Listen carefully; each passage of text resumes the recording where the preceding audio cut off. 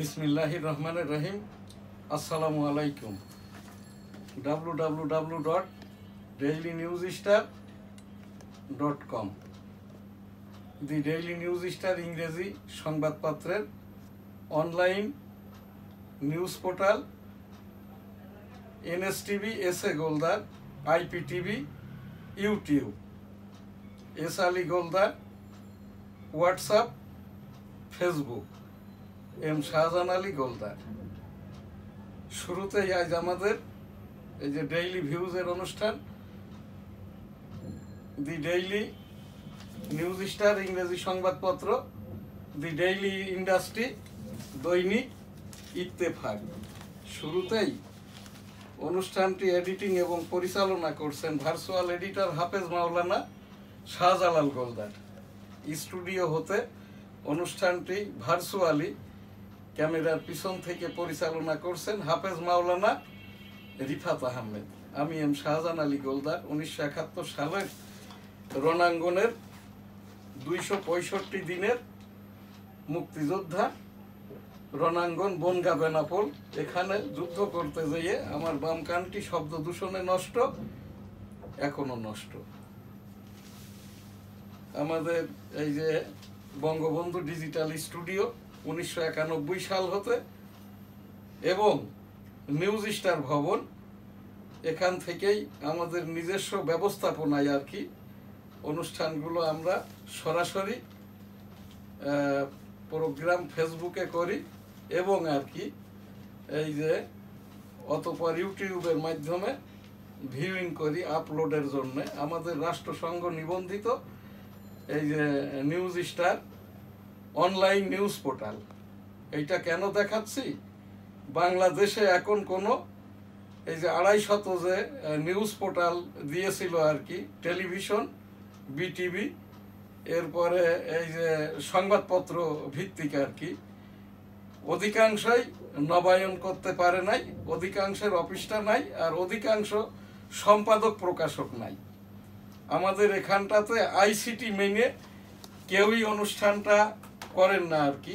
এই যে ICT act 2018, YouTube সামাজিক আইন সাংবাদিকতা, আইসিটি অ্যাক্ট 2018, বইটির অথর আমি, মূল্য 500 টাকা। সাংবাদিকতা প্রকাশনা আইন, রাষ্ট্রপতির অধ্যাদেশ এই জায়গায় সম্বলিত, বইটির মূল্য 300 টাকা। আইসিটি অ্যাক্টে যেটা আছে অ্যাক্রিডিটেশন, অর্থাৎ এটা আমার এই যে মন্ত্রণালয়ের অ্যাক্রিডিটেশন কার্ড, দি ডেইলি নিউজ স্টার। আমি 25 বছর পূর্ব হতে এই কার্ডটি অ্যাভিল করি, তারপরেও সময়ে সময়ে আমাকে বিভিন্ন বিড়ম্বনায় পড়তে হয়েছে। একটা লোকের পেশাদারিত্বের পরিচিতিই হচ্ছে তার অ্যাক্রিডিটেশন। আমরা এই যে জাতীয় মাধ্যমগুলো যখন দেখি, সোশ্যাল মিডিয়া, বিটিভি এবং টেলিভিশন চ্যানেলগুলো সংবাদপত্রের অফিসিয়ালি যারা সম্পাদনা এবং বিভাগীয় সম্পাদক হিসেবে দায়িত্ব পালনটা করেন, কেউই তাদের ওই যে পোশাকটা, পেশাদারিত্বের পোশাকটা ব্যবহার করেন না। এডুকেশন ডিগ্রি কে কি পাস না পাস, এইটা যখন একটা মানুষ পেশাদারিত্বের কস্টিউম বা পোশাকটা ব্যবহার করে, তখন আর তাকে বলতে হয় না সম্পাদককে, সহকারী সম্পাদককে, সাংবাদিককে, সিনিয়র সাংবাদিককে, কোন প্রোগ্রামটি অনলাইনে করা যায় আর করা যায় না। অ্যাক্রিডিটেশন না থাকলে সে কোনো গণমাধ্যম, যেমন সোশ্যাল মিডিয়া হোক, বিটিভি হোক, আর প্রাইভেট টিভি চ্যানেল হোক, অনুষ্ঠান পরিচালকও যেমন অনুষ্ঠান করতে গেলে আর কি আইডি কার্ড এইরকম তার অ্যাক্রিডিটেশন ঝুলাই অনুষ্ঠান করবেন। অতিথি যারা হবেন পূর্বেই তাদেরকে জিজ্ঞাসা করবেন, are you accredited there about এই যে জার্নালিজম পারপাস বা state purpose, talk show basis programme purpose. যখন সে বলবে যে না এগুলো আমার নাই, এখন যেটা হচ্ছে আর কি যার যা খুশি বলে দিচ্ছে। আর বিশেষ করে যখন মাননীয় সরকার প্রধান অর্থাৎ প্রধান উপদেষ্টা দেশের বাহিরে থাকেন, তখনই এই দেশের পদগুলো সিল্লিবিল্লি হয়ে যায়।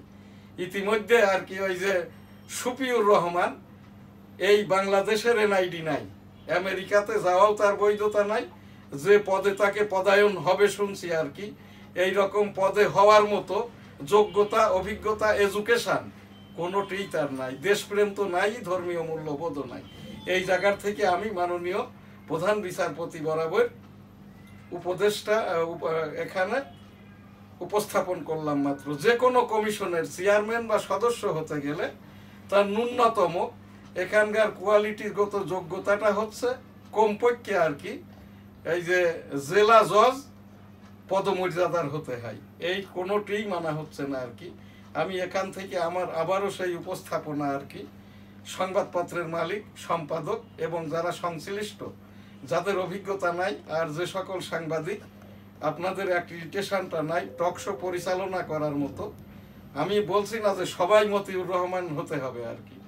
যারা এই যে তথ্য সম্প্রচার মন্ত্রণালয়, পিআইডি, পিআইবি, ডিএফপি হতে অ্যাক্রিডিটেড প্রাপ্ত, জেলা প্রশাসন হতে আর কি এই যে অ্যাক্রিডিটেড প্রাপ্ত অর্থাৎ প্রকাশক সম্পাদক, তাদের ওই কস্টিউম বা পোশাক যখন থাকবে আর কি এই তাদের আর বলে পরিচয় করাতে হবে না আর কি। আর তা না হলে চ্যানেলগুলোর মালিকরা বিপদে পড়বে, ধর্মীয় মূল্যবোধের লোকজন, দেশপ্রেমিক লোকজন, বুদ্ধিজীবী পরজীবীরা বিপদের মধ্যেই এখন আছে।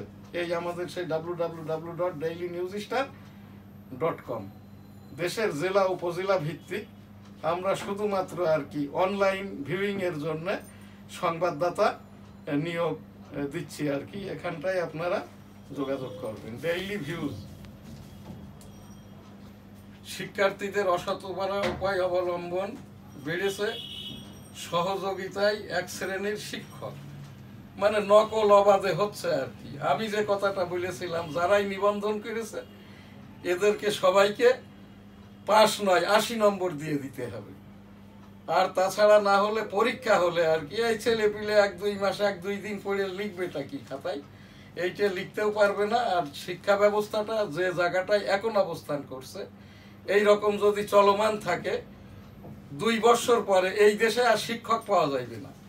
কারণ এই দেশের যারা কোয়ালিটি সম্পন্ন, লেখাপড়া জানে, লেখাপড়া করার সময়ই এক শ্রেণী চলে যায় বিদেশ, আর এক শ্রেণী তারা এই যে 2 বছরের গ্যাপে আর কি লেখাপড়াটাই তো হয় নাই। এখান থেকে আর কি আমার যেটা এনএসটিভির টেবিল থেকে উপস্থাপনা, আমি বাংলাদেশ পুস্তক প্রকাশক বিক্রেতা সমিতির 9 বছর কর্মকর্তা ছিলাম। সেখান থেকে আমার একটা অভিজ্ঞতা, বই যতদিন না বাজারে অ্যাভেলেবেল হবে ততদিন পর্যন্ত আর কি এই শিক্ষা ব্যবস্থাটা অধপতন থেকে আরো নিচের দিকে যাবে। এই জন্যই কি বই কারসাজি করে যে ঠিকাদাররা, যেসব প্রেস মালিকরা বইগুলো ছাপায়ে যথা সময়ে দিতে পারে নাই আর কি, তাদেরকে আইনের আওতায় এনে শাস্তির ব্যবস্থা করতে হবে। বইয়ের এখানটাই শিক্ষা ব্যবস্থাটাকে ভালো জায়গায় নিতে গেলে শিক্ষক, শিক্ষা উপকরণ এইগুলো ছাড়া অন্য কোনো উন্নয়নে কোনো কাজটাই হবে না। দৃশ্যমান হচ্ছে অদৃশ্য প্রতিপক্ষ মোকাবেলা করতে হবে। এটা বলছে তারেক রহমান। ভিসির পদত্যাগ দাবিতে অনড় কুয়েট শিক্ষার্থীরা। খুলনায় শিক্ষা প্রতিষ্ঠানে অস্থিরতা নিয়ে আমরা উদ্বিগ্ন। শিক্ষা উপদেষ্টা, এই শিক্ষা উপদেষ্টার প্রাইমারি স্কুলের হেড স্যার হওয়ারও যোগ্যতা নাই। এই রকম উপদেষ্টা ডক্টর মোহাম্মদ ইউনুস মহোদয় যেরকম করেছেন, অন্যান্য উপদেষ্টা সব এনজিও ব্যবসা করে, এদের দিয়েও যেমন কিছুটা হবে না। আর এই শিক্ষা উপদেষ্টার এনার পদত্যাগ করাটা উচিত ছিল। এইটা না বলে এখন আবার এই যে 18 কোটি জনগণকে, গার্জিয়ানদেরকে, ছাত্রদেরকে, শিক্ষকদেরকে বিভ্রান্ত করছে। এই জায়গাটাই আমি এখান থেকে এই শিক্ষা উপদেষ্টা মহোদয়কেই বলছি আর কি, আপনি এখান থেকে সরে পড়েন। আর তা না হলে ইতিপূর্বেকার ওই যে শিক্ষা মন্ত্রীদের যা হয়েছে আপনার কিন্তু তার থেকে একটু অধিকতর হবে না কম হবে, এটা বলতে পারবেন মাননীয় প্রধান বিচারপতি এবং বাংলাদেশ সরকারের প্রধান ডক্টর মোহাম্মদ ইউনুস মহোদয়। এখানটায় আমি উপস্থাপন করলাম মাত্র। রোহিঙ্গা প্রত্যাবর্তনে ওআইসিকে সক্রিয় করতে কাতারের ভূমিকার আহ্বান প্রধান উপদেষ্টার। ইউনুস মহোদয় এখন কাতার আছেন আর কি, স্বেচ্ছাচারিতায় জিম্মি। বাংলাদেশের ক্রিকেট কমছে মান, আসছে না কাঙ্ক্ষিত ফল। বাংলাদেশ জিম্বাবুয়ে প্রথম টেস্ট 4 দিনেই হারল বাংলাদেশ। পাকিস্তানের বিরুদ্ধে কঠোর পদক্ষেপ নিল ভারত। অনিয়ার মৌসুমেও আমের ফলন নিয়ে দুশ্চিন্তায় চাষি। 15 বিচারকের মধ্যে 15 বিচারকের তথ্য চেয়ে আইন মন্ত্রণালয়ে দুদকের চিঠি। এই যে দুদকের মহাপরিচালক আক্তার হোসেন, এনারও একই দুরবস্থায় পড়বেন আর কি। বিচারকের 2 ধাপ পরে হইল মহাপরিচালকের পদ। এখন এইটা আমাদের দেশের অবস্থাটা হয়েছে আর কি, এই যে হেড স্যারকে পড়াইতেছে এই স্কুলের মনিটর ছাত্ররা আর কি। তাই দুদক মহাপরিচালক এখানটায় একজন বিচারপতির 2 ধাপ নিচের আর কি, অতিরিক্ত সচিব পদমর্যাদা। উনি আর কি চিঠি দিচ্ছে আর কি যে আইন মন্ত্রণালয়ে 15 জন বিচারকের তথ্য চেয়ে। বিচারক নিয়োগ দেয় রাষ্ট্রপতি, একমাত্র তথ্য চাওয়ার অধিকার রাখে রাষ্ট্রপতি সচিব। আমি বাদে এই কথাটা আর কেউ বলতে পারবে না, কারণ আমার মতো তার সকলেই ওই মাননীয় উচ্চতর আদালতে সুপ্রিম কোর্টের আপনার রাজস্ব বিষয়ক আইনজীবী নন। এই জায়গাটায় আক্তার হোসেন মহোদয়, আপনাকে আমি বহুবার বলেছি আর কি, এইটা কি আপনার অন্য কোনো সমস্যা না? আপনাকে কেউ এই যে এখন বিচারকদের ওপরে হাতটা কেন দিলেন? যে বিচারকের মাধ্যম দিয়েই কিন্তু আজ এই যে মাননীয় রাষ্ট্রপতিকে আর কি স্থলাভিষিক্ত করেছেন বিচারপতি, আবার সেই রাষ্ট্রপতি নিয়োগ দিয়েছেন উপদেষ্টাদেরকে। এইবার এই যে দুদক মহাপরিচালক, আপনি সরকার বাহাদুর কর্তৃক আর কি এখানে নিয়োগ পেয়েছেন, আপনি সরকারের কাজটাই করেন। বিচার আদালত, রাষ্ট্রপতি, দেশের জনগণ, ধর্মীয় মূল্যবোধ। আবার এখানে বলছেন কি টাকা যারা পাচার করে নিয়ে চলে গেছে এই টাকাটা আর আনা যাবে না, এরা খুব দুষ্টু প্রকৃতি। সব জায়গায় কথা বলছেন, রায়ও দিয়ে দিচ্ছেন। আমি মাননীয় উচ্চতর আদালতের প্রধান বিচারপতি বরাবর উপস্থাপন এইটাই করছি, আক্তার হোসেন মহোদয়ের দুদক মহাপরিচালক হওয়ার মতো একাডেমিক যে যোগ্যতাটা লাগে এইটা তার নাই। জেনে শুনে আমি একজন দি ডেইলি নিউজ স্টার ইংরেজি সংবাদপত্রের সম্পাদক হিসাবে মানে এই তথ্য উপাত্ত ইতিপূর্বেকার যারা ওই মহাপরিচালক তাদের ওই তথ্য উপাত্ত এসিআর বায়োডাটা ইত্যাদি নিয়েই আর কি আমি এখান থেকে বলছি। এছাড়াও মহাপরিচালক বাদেও যারা পরিচালক হয়েছেন এরা সকলেই সহকারী পরিচালক হওয়ার যোগ্যতা সম্পন্ন। এরা এই জায়গাটায় বাইরে যেয়ে আর কি দারোগার কাজটা করছে, আইওর কাজ করছে, ওসির কাজ করছে। এই যে দুর্নীতি দমন কমিশনের সহকারী পরিচালকরাই উপপরিচালক সেজে। এইটা অথেন্টিক করেই আমার এখানে খবরটা আছে, আমি মাননীয় প্রধান বিচারপতি বরাবর আর কি উপস্থাপন করলাম মাত্র। মোহাম্মদপুরে খালের ওপর থাকা দোতলা ভবন গুড়িয়ে দিল উত্তর সিটি। এখানে আর কি হেডলাইন আছে। আজ আমার ওই নিয়মিত উপস্থাপক মুস্তাফিজুর রহমান গোলদার না থাকার কারণেই আমাকে অল ইন অন প্রোগ্রামটাই করতে হচ্ছে, সকল কিছুই আর কি। প্রাইম এশিয়ার শিক্ষার্থী হত্যা মামলা প্রধান আসামি গাইবান্ধায় গ্রেপ্তার। 6 বা বেশি সন্তানের মায়েদের জাতীয় মেডেল দেবেন ট্রাম্প। এটা আমেরিকায় আর কি, যারা 6টার বেশি সন্তানের মা তাদেরকে মেডেল দিবেন আর কি, সাথে নগদ ডলারও দিবেন আর কি। এবং চীনা পণ্যে শুল্ক কমানোর ইঙ্গিত। শব্দ দূষণ রোধে সামাজিক আন্দোলন গড়ে তুলতে হবে। এইটা পরিবেশ উপদেষ্টা বলছেন রানা প্লাজা ট্র্যাজেডি এক যুগেও বিচার শেষ হয়নি। বরিশালে র্যাবের গুলির ঘটনা তদন্তে 3 কমিটি 2 মামলা। রাজনৈতিক ও আর্থিক চাপে বাংলাদেশের প্রবৃদ্ধি কমবে 3.3%। পোপের কফিনে শ্রদ্ধা জানাতে মানুষের ঢল। সেই পোপের এটা অন্ত্যেষ্টিক্রিয়াটা হবে আগামী পরশুদিন 26 এপ্রিল 2024। আমাদের মাননীয় প্রধান উপদেষ্টা ডক্টর মোহাম্মদ ইউনূস মহোদয় অংশগ্রহণ করবেন। এই পোপই একমাত্র ব্যক্তি, তার তো একজন প্রতিনিধি ছিল ফিলিস্তিনি, যে প্রতিদিন আর কি ফিলিস্তিনে কতজন মারা যাচ্ছে, তাদের কি অবস্থা, শিশু মা মেয়েদের প্রতিদিন খোঁজ খবর নিতেন। এই যে মারা যাওয়ার আগের দিন পোপ ফ্রান্সিস আর কি ইসরায়েলের বেঞ্জামিন নেতানিয়াহুকে ইন্টিগ্রেশন দিয়েই বলেছেন তুমি এই খুনটা বন্ধ করো, এটা খুব অন্যায় পাপ কাজ। সেই পোপ ফ্রান্সিসের বিদেহী আত্মার শান্তি কামনা করি।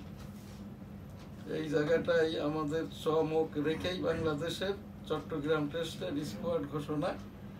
আজ এখানটায় ডেইলি ভিউজের আমাদের তেমন আর অনুষ্ঠান নাই। এখন হজ উমরা লাব্বাইক আল্লাহুম্মা লাব্বাইক লাব্বাইক লা শারীকা লাকা লাব্বাইক ইন্নাল হামদা ওয়ান নিয়ামাতা লাকাল মুলক লা শারীকা লাক। রব্বুল আলামিন পাক পরওয়ারদিগার বিশ্বের সকল মানুষকে একবার করে হজ উমরা করার তৌফিক দান করুন, আমিন। এই যে 29 এপ্রিল 2025-এর মধ্যে সকল উমরা পালনকারীকে স্ব দেশে ফেরত যাইতে হবে। 13টি দেশের ওপরে যে অস্থায়ী নিষেধাজ্ঞা শুধুমাত্র হজ উপলক্ষে, হজের পরে নিষেধাজ্ঞা উঠে যাবে, যথারীতি সকলেই আবার এই যে হজে গমনটা করতে পারবে। তাবলিগ, আমাদের এই তাবলিগটা নিয়ে বাংলাদেশ তথা সারা বিশ্বে আর কি ব্যাপক একটা আমাদের এই বাংলাদেশের এই যে মাওলানা সাহেবরা একটা ঝামেলা পাকিয়ে দিয়েছেন। এই যে মামুনুল, জুবায়ের, সাদ, এরা গ্রুপ করেছে মহানবী মুহাম্মদুর রাসূলুল্লাহ সাল্লাল্লাহু আলাইহি ওয়াসাল্লামের বিদায় হজের ভাষণই মহাতবলিগ, যেখানটায় বলা হয়েছে কিয়ামত পর্যন্ত আল্লাহ ওয়ালাগণ, আলেম উলামাগণ, পীর মাশায়েখগণ পাক কালাম হাদিস মানুষের ভিতরে পৌঁছাইবেন তাবলিগের মাধ্যমে, ইসলাম প্রচারের মাধ্যমে, এবং এইটা সেই কিয়ামত পর্যন্ত আর কি জারি থাকবে, জারি রাখবে। এইটা আলেম উলামাগণ, আল্লাহ ওয়ালাগণ, পীর মাশায়েখগণ। কিন্তু আমাদের এই দেশের এই যে মামুনুল হক, যার পিতা আজিজুল হক, উনি লং মার্চ করেছিল আমাদের সেই যশোর হতে বেনাপোল বঙ্গসেনা তাড়ানোর বিষয়ে। আমি সেখানটাই উপস্থিত ছিলাম। সেই মাওলানা আজিজুল হক পুত্র মামুনুল হক এই তাবলিগটাকে আড়াই খণ্ড করেছে। একটা তো হইল সাদ, একটা জুবায়ের, আর একটা হচ্ছে এই যে মামুনুল। আস্তাগফিরুল্লাহ রাব্বিহিম মিন কুল্লি যামবি ওয়া আতুবু ইলাইহি ওয়া লা হাওলা ওয়া লা কুওয়াতা ইল্লা বিল্লাহিল আলিয়্যিল আযীম। রাব্বুল আলামিন পাক পরওয়ারদিগার এই যে মাওলানা মামুনুল, মাওলানা জুবায়ের, মাওলানা সাদ, এদেরকে হেদায়েত দান করুন। আর এই যে জুবায়ের মাওলানা মহোদয়, আপনি কাকরাইল ছাড়েন। কাকরাইলটা এই বিশ্বের সকল তাবলিগি মানুষের এই জায়গাটা থাকার জায়গা, ঘুমানোর জায়গা, অফিস করার জায়গা, নির্দেশনা দেওয়ার জায়গা নয়। এখানে আমরা যেটা আমার নানা বাড়ির তাবলিগ মার্কাজ 80 বছর আগে আমাদের গোলদারদের যেটা মসজিদ প্রতিষ্ঠা করা, এই যে 80 বছর আগে থেকে তাবলিগ মার্কাজ, আমি যে গোলদার সিটি জামে মসজিদের প্রধান মোতোয়াল্লি, এবং এটাও 40 বছর আগের থেকে তাবলিগি মার্কাজ আর কি গোলদার সিটি জামে মসজিদ। এই জায়গাটাই আমি এই যে মাওলানা জুবায়ের মহোদয় আপনাকে অনুরোধ করছি, সারা বিশ্বের এই যে বিভিন্ন জায়গার থেকে আমার এখানটাই আর কি আমি এইটার ওপরে একটু কথা বলি বলে আলেম ওলামাগণ, সাধারণ তাবলিগীগণ আমাকে ফোন করে বলতে বলেছে। সেই কথাটি আর কি আমি এই মাওলানা জুবায়ের মহোদয় আপনাকে খুব অনুরোধের সাথে আর কি তাবলিগ যেটা হয় আগে যেভাবে হতো সেইভাবেই তাবলিগটা আপনি করেন। আর ওই কাকরাইলটা এখানে হলো জমাত বন্দি হওয়ার জায়গা, 40 দিনের চিল্লার জায়গা, 3 দিনের জায়গা। এখানে ঘুমানোর জায়গা, অফিস করার জায়গা, দলাদলি করার জায়গা, ফেতনা ফেসাদের জায়গা নয়। আস্তাগফিরুল্লাহ। পাক পরওয়ারদিগার সামনের যে 2026-এর তাবলিগ, আমরা এই টঙ্গীর ময়দানে দেশ বিদেশের যারা তাবলিগি এই যে মুসলমান ধর্মপ্রাণ মানুষ উপস্থিতি হবেন, তাদের ভিতর থেকে মুরব্বী নির্বাচিত হবে, উনিই বয়ান করবেন, উনিই দোয়াটা করবেন, 2027 সালের দিক নির্দেশনাটা দিবেন, আমিন। 1971 সালের রণাঙ্গনের মুক্তিযুদ্ধ আমার সংশ্লিষ্টতা। আমি 1971 সালের রণাঙ্গনের 265 দিনের মুক্তিযোদ্ধা, এইটি আমার সনদ।